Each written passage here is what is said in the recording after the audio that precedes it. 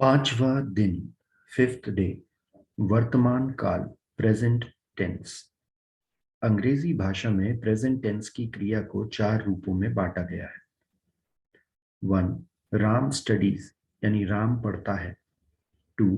Ram is studying, Ram पढ़ रहा है। 3. राम हैज स्टडीड, राम ने पढ़ लिया है। 4. Ram has been studying since morning, Ram सुबह से पढ़ रहा है। यहाँ पहले वाक्य में क्रिया वर्तमान काल की तो है, पर समय निश्चित नहीं है, इसलिए इसे प्रेजेंट इंडेफिनिट कहेंगे। राम स्टडीज, राम पढ़ता है, परंतु यह पता नहीं कि कब से पढ़ता है। दूसरे वाक्य में वर्तमान काल की क्रिया चल रही है, राम इज स्टडिंग, यानी राम इस समय पढ़ रहा है। तीसरे भेद में राम हैज स्टडीड, राम ने पढ़ लिया है, अर्थात क्रिया पूरी हो चुकी है पर उसे अधिक समय नहीं बीता। और चौथे भेद में Ram has been studying since morning, अर्थात क्रिया एक निश्चित समय से चल रही है। इन्हें क्रमशः present indefinite, present continuous, present perfect और प्रेजेंट परफेक्ट कॉन्टिन्यूअस कहा जाता है। डज और डू के कुछ उदाहरण। मनीष, क्या तुम अंग्रेजी पढ़ते हो? Manish, do you study English? शामिल, हाँ। शामिल, यस आई डू। मनीष, क्या लता तुम्हारे घर आती है? Manish, does Lata come to your house? Shamil, हाँ, वह कभी कभी आती है। Shamil, yes she comes sometimes. Manish, क्या दूसरे मित्र भी तुम्हारे पास आते हैं? Manish, do other friends also come to you? Shamil, हाँ, वे भी आते हैं। शामिल, yes they do.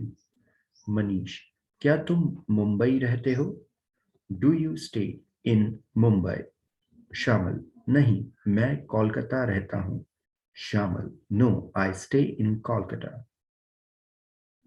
Is, are और एम के कुछ उदाहरण। बाला, क्या यही पुस्तक तुम्हें चाहिए? Is this the book you are looking for? Madhu, हाँ, यही पुस्तक मुझे चाहिए। Yes this is it. Bala, क्या रीटा फिल्म देख रही है? Is Rita watching a movie? Madhu, नहीं, वह वीडियो गेम खेल रही है।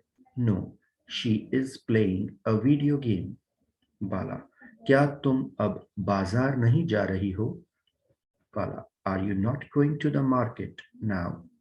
मधु, नहीं, no I am not. Bala, क्या तुम्हारे पिताजी सरकारी नौकरी करते हैं? Is your father in government service? नहीं, मेरे पिताजी व्यापारी हैं। No, he is a businessman. क्या तुम्हारा भाई किसी परीक्षा की तैयारी कर रहा है? Is your brother preparing for some examination?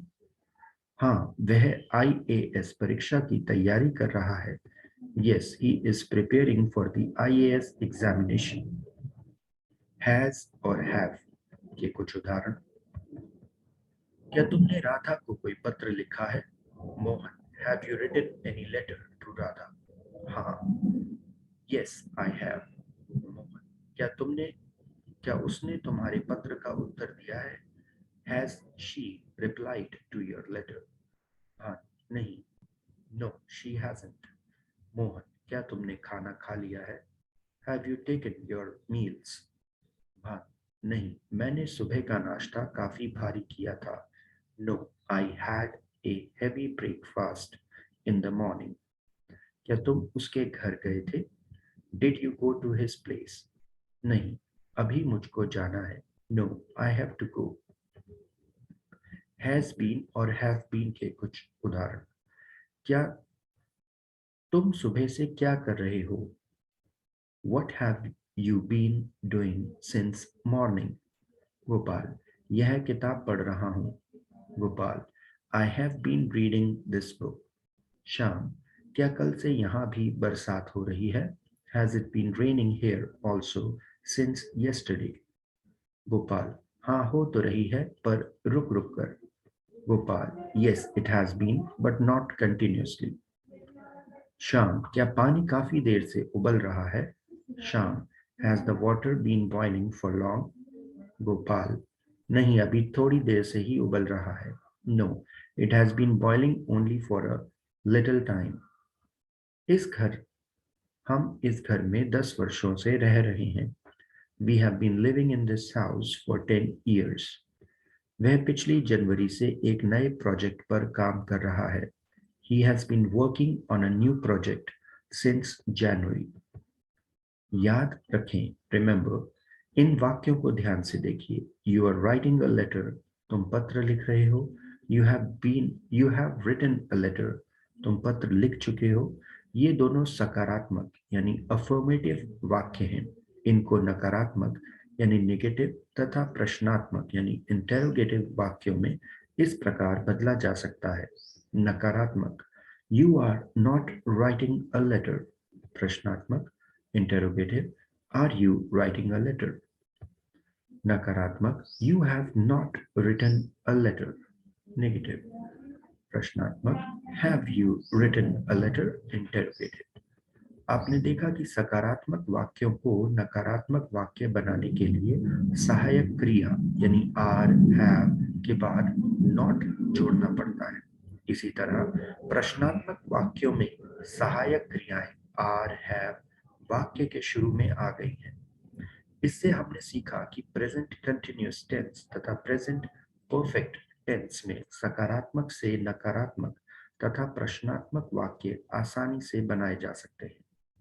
अब प्रेजेंट इनडेफिनिट टेंस के उदाहरण लीजिए.